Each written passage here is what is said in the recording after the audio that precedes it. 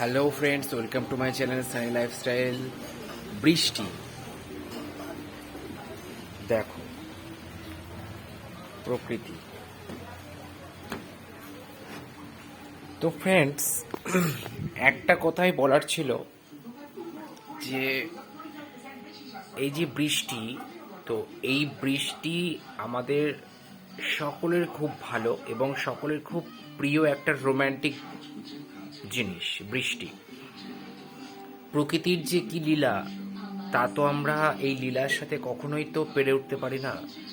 যেমন হালকা বৃষ্টি হয়, খুব রোম্যান্টিক দিনটা থাকে এবং খুব ভালো লাগে, শারীরিক দিক দিয়ে মানসিক দিক দিয়ে একটা প্লেজার ফিল হয়।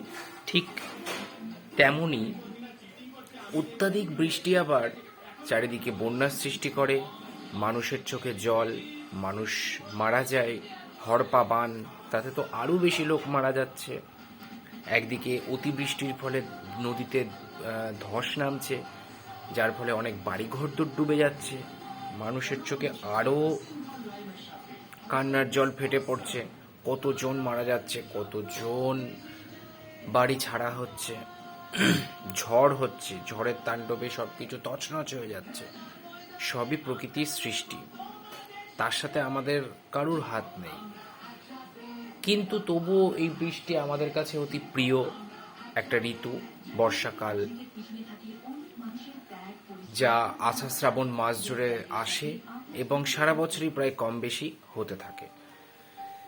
আবার কখনো কখনো পুজোর সময় এই বৃষ্টি হয়, যেটা সকলের চোখে একটু কান্না নিয়ে আসে, কারণ সকলেই দুর্গাপুজোর সময়, মায়ের আগমনের সময় সবাই চায় একটু ঘোরাফেরা করতে, খাওয়া দাওয়া করতে, শান্তিতে বন্ধু বান্ধবের সাথে, বয়ফ্রেন্ড গার্লফ্রেন্ডের সাথে, বর বউয়ের সাথে এবং ফ্যামিলিরা সবাই মিলে একটু এদিক ওদিক ঘুরতে চায়, প্যান্ডেল প্যান্ডেল হপিং করে।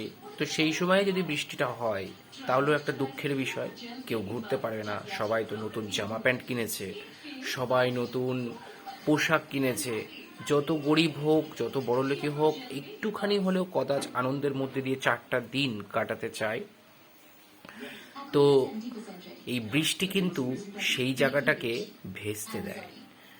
সেই সময় কিন্তু বৃষ্টিটা সকলের কাছে একটা বিভীষিকা হয়ে থাকে, তাই না?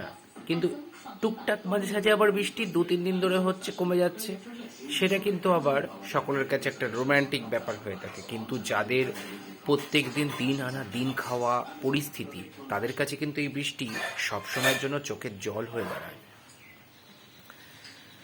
তোমরা ভাবো তো বন্ধুরা, যারা বাইরে বাইরে থাকে, যাদের ঘর বাড়ি সেইভাবে নেই, তাদের কতটা কষ্ট হয় এই বৃষ্টিতে।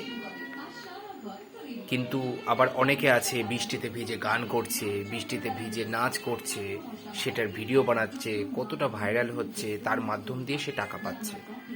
অথচ একটা মানুষের বাড়ি নেই, বাড়ি দিয়ে জল পড়ছে, তাদের কতটা কষ্ট হচ্ছে বললো তো বন্ধু।